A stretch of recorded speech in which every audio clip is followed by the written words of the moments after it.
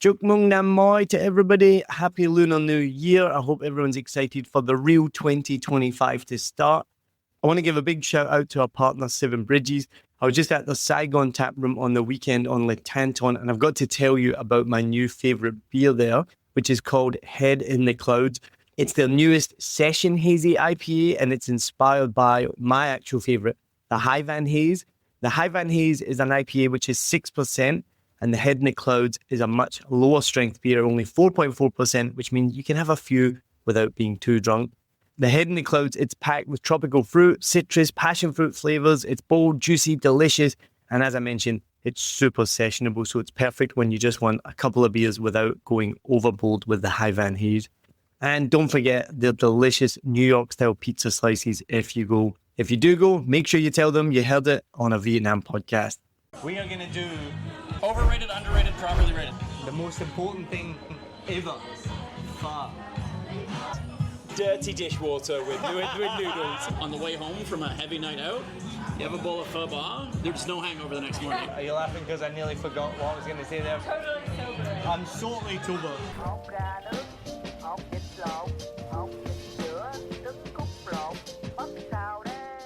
Welcome to another Saigon Sunday Sessions with me, your host Niall Mackay, and with regulars Misha Smith and Adria Lopez Mackay, who doesn't like being full named, and we're with Biscuit as well. We are in one of my favourite cocktail bars, Mammy Cocktails. It might not be a Sunday, but this is a Saigon Sunday Session, and we're going to do one of my favourite segments today. So we're going to do underrated, overrated. Overrated, underrated, properly rated. That one. I always say it wrong. And just remember, don't forget, turn on all the notifications, subscribe, leave a review, share this with someone else, do whatever you can to help this podcast grow. And if you want to become part of the 7 Million Bikes community, if you want to become a Bob Saudi, then go to patreon.com/a Vietnam podcast and become a Bob Saudi. Are you laughing because I nearly forgot what I was going to say there? Maybe. But I'm really excited. So, Totally sober. I'm totally sober. We're going to talk about something so important. We are going to do underrated, Overrated, underrated, properly rated. the most important thing ever. Pho. Pho? Misha. Yes. No, before we talk about this, if you are listening or watching this as a tourist, I have something really important to tell you. It's not pho, okay? If I hear one more tourist call it pho, I'm gonna lose my shit. It's pho. And even then I'm probably saying it wrong, but it's not pho. Pho. Yeah, like that. Okay, Misha, Yes, sir. what are your thoughts on pho? I f***ing love a good bowl of pho. Some of my favorite times to have a bowl of pho is pho ga, which is obviously the chicken version. You say obviously, but for a lot of people they're like, that's not obviously. Well, it's obvious to us. And that's also why I said it. It's for people who don't know. But yeah, like if I'm, like when you're a kid and you're sick, you have chicken noodle soup. Good bowl of pho ga when you're a little under the weather. It's dynamite. Also, pho ba, which is obviously the beef version, which I think is a little bit more popular, a little bit more prevalent. On the way home from a heavy night out, you have a bowl of pho ba. There's no hangover the next morning. All that broth and beef and noodles, awesome. And also, anytime. Breakfast, lunch, dinner. I think I'm tipping my hand here a little bit as to what my rating's going to be out of the 3 options.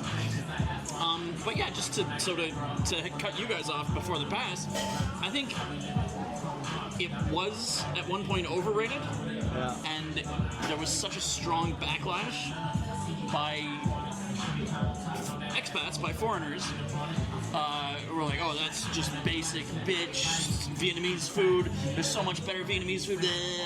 It's become so disdained for being overrated that it's now underrated by most people because it's f***ing amazing. And yeah, we don't need to do the puns. Please, puns are the lowest form of humor. I know a lot of your audience is probably from the UK, where people love puns. I hate puns. Anyway, puns wild. Right. Okay. You are so funny. I think And you love it too. I do love puns. All right, let's stay on topic here. I think I think there's been such a backlash against pho by people who live here who like want to make a point about which Vietnamese food they like better, that it's now criminally underrated. Interesting. I'm happy to cede the floor to you guys. So it's interesting, one of the things you said though about breakfast, lunch or dinner, and I've talked about this before, and one of the things I love about Vietnamese food is it doesn't have a delineation like in Canada, UK, America. You would never have cereal for dinner. You would very rarely have eggs for dinner. It would be pretty... How full you are. Well, yeah, but it'd be pretty weird if you were like, let's have an egg omelette or like scrambled eggs for dinner. Even lunch. Lunch is a sandwich. Dinner is a... whatever a dinner is. Whereas even this morning, I had baka for breakfast. Yeah. Which is beef stew, which I think is just the best thing in the world. I messaged my sister in Australia and I was like, I just had beef stew for breakfast. It's so weird. And like you say as well, like pho can be had for breakfast. People wouldn't blink an eye.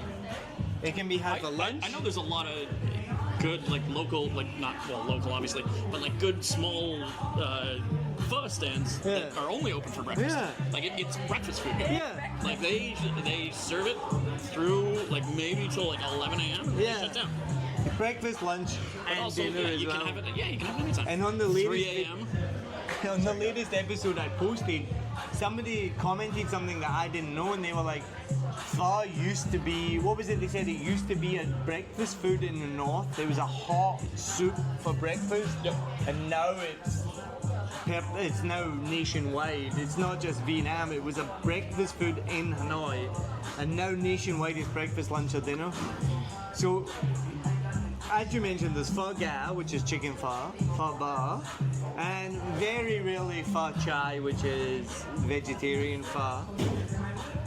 What are your thoughts on pho? I really like pho. I don't think it's like massively overrated.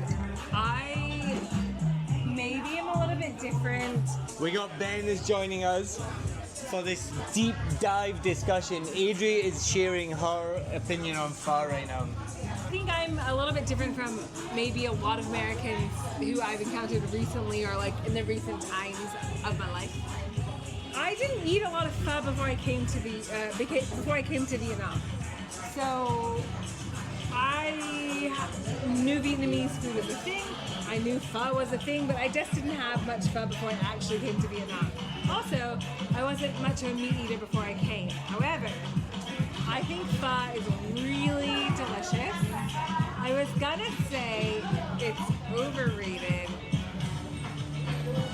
but I think it might be properly rated because it is still delicious here. And one of the things when we have people visit us, either we know them or we don't, or we've met people and they're like, oh, I came to Vietnam and I'm so excited about the pho. The pho in the America, pho as they normally say. the pho in America is so good. It has all these vegetables in it and it has so many different things in it. I'm like, what the kind of pho are you eating? Pho has noodles and it has meat and it has herbs and it has spices and it has broth that has been cooking for 2 or 3 days. And that is it. It does not have corn, and it does not have like beans, and it does not have bean like sprouts. Yeah. Well, yeah, bean sprouts. But like, people are like, oh, it has corn, it has tomatoes, and it has edamame, and all this like weird ass shit, broccoli, and like I'm like, no. That ain't pho, Sally. So, I think if you have proper pho, it is properly rated. It is delicious. It is good for what it is. I don't think it's overrated. I don't think it's underrated. I think it's proper. But talking about how if it has sweet corn in it or corn. So my sister lives in Australia and she messaged me this a few years ago and she's like, I'm going to a proper Vietnamese restaurant tonight. It's in downtown Melbourne, what do we call it, CBA Melbourne. She's like, I'm going to this authentic Vietnamese restaurant. I was like, okay, cool, send me the menu. And it had pad thai on the menu. Thai green curry, Chinese vegetables, and I was like, Lindsay, this is so far from authentic Vietnamese food. Right, so the first time I was back in Toronto after I'd moved here to Vietnam, my mom and dad were so excited to take me to this pho place. It's right behind their apartment. It's a great pho place that they found. I'm like, all right. was a little skeptical. Showed up, the menu was a mixture of Korean, Vietnamese, and Thai dishes, and the people running the place were Korean. And I could tell that because they were speaking Korean. I lived in Korea before I lived here, so I heard what they were saying. I didn't understand everything, but I got that they were speaking Korean. I said something to them in Korean. They looked at me like I was an alien, even though my Korean wasn't great, but it was good enough that I could hold up my end of the conversation. But they didn't understand it coming out of a white person's mouth in Toronto. It's like, how the fuck, what is this guy? Weirdo. Anyway, so I did not get the pho there. It was a Korean joint with like Vietnamese and Thai options. But yeah, I was a little. It broke my heart a little bit to have to tell my mom that this was not a traditional Vietnamese restaurant that we were in. Anyway, got it. All right, Ben, you just joined us. Pho, underrated, overrated, properly rated. What do you think? Wait till Adria finishes coughing. I'm fine.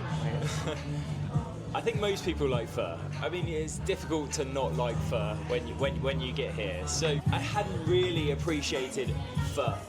However, I still think it's overrated.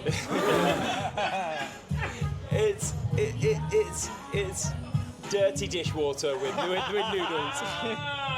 That's fired. Yet it's comforting. It's beefy broth with noodles. I mean, I think it's really hard to make it more impressive than that. I say the same for banh mi. I mean, we could talk about overrated, underrated, but banh mi is a sandwich that the Brits have mastered for many, many years. It's bread with meat and vegetables or lettuce inside. So controversially, I Had think... you ever had pho before you came to Vietnam? Actually, no. No. And is it something like iconic, like you remember having your first pho here?